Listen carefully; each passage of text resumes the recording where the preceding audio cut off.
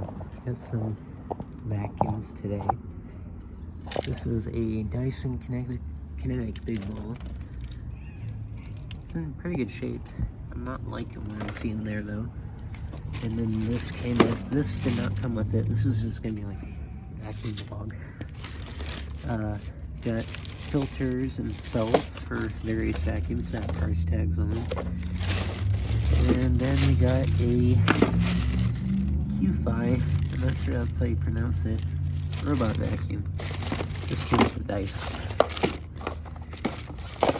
Alright, so some of you may remember this vacuum. I did not just get this, I've had this for almost 2 years now. This is a Dyson Powerglide pet, and it's basically identical to the Powerglide multi-cyclonic. Now, the reason why you haven't seen this is because it's been stored at my grandma's house underneath her deck. The reason why there's tape on this is because the plastic got brittle, which is why I decided to store it over there until I could part it out, which I'm gonna part out. I'm gonna take the base and stuff, the motor, and then put that motor in the CleanView Revolution for now. That's how it can be working. So that'll just be featured. I'm gonna test it and see how it still runs. Let's go on and get inside the garage. Okay, so here we are. Now, we're gonna start off with this one, get it over with. This one does not have a brush roller in it. It's because I took it out, because the day I got my truck back, my aunt had wanted to vacuum. And I brought her the 6594-W I used to have, and I gave that to her. And I tried it out while I was at my grandma's house, and the freaking brush roller was locked up.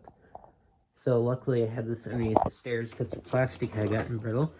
And then I swapped the brush roller, and then that machine worked just fine, and I could give it to her. So let's see how the motor runs. Now the Powerglide car backfiring, of course. Powerglide Ultra, sorry, the bagged one, the really old one, not the newer crap. You know, the OG.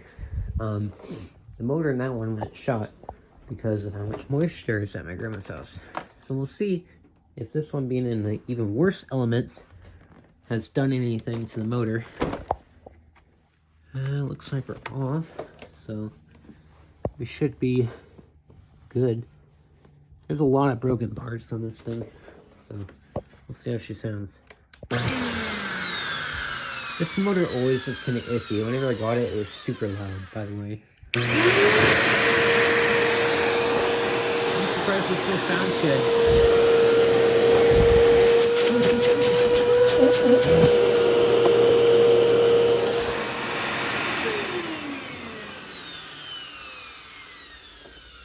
It's very surprising that it still runs okay.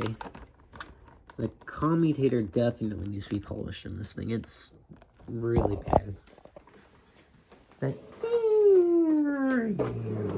kind of noise kind of thing is because of the carbon brushes. The armature is very dirty. It causes it to make that kind of noise. So we got the Dyson Cinetic Big Ball, which is in good condition, but it's not supposed to be white. So I'm curious to see how the filters in question. Where are the filters? And the bin door's broken. Great. Why are the filters on these? Do they not have filters? Huh. Do you solely rely on cyclones? Because if so, that's going to be a nightmare. I don't know. I haven't had a Cinetic in a very long time. I used to have a purple Dyson Big Ball animal, which is pretty much the same thing as this, just purple. And I don't think that one had filters. Okay. Oh, she's weak. Yep.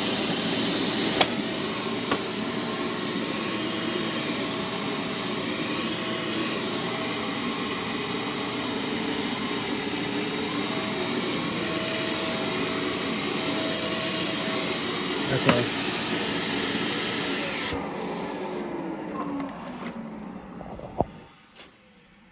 This is interesting. I'm not sure what's going on. The brush roller is super quiet, and I've never heard a Dyson brush roller be so quiet before. Normally they're obnoxious. So this one is definitely gonna need some help, for sure. So this one will likely have to get the cyclone fully apart and washed out. It doesn't stink, thankfully. It doesn't smell like carpet fresh either, which is, I don't know if that's a good or bad thing, but I'm gonna stick that thing right there for just a second, and we'll go ahead and run the air cordless for you guys. And we'll see if it can clean this whatever white powder up. Hopefully it's not cooking. You guys didn't just see that.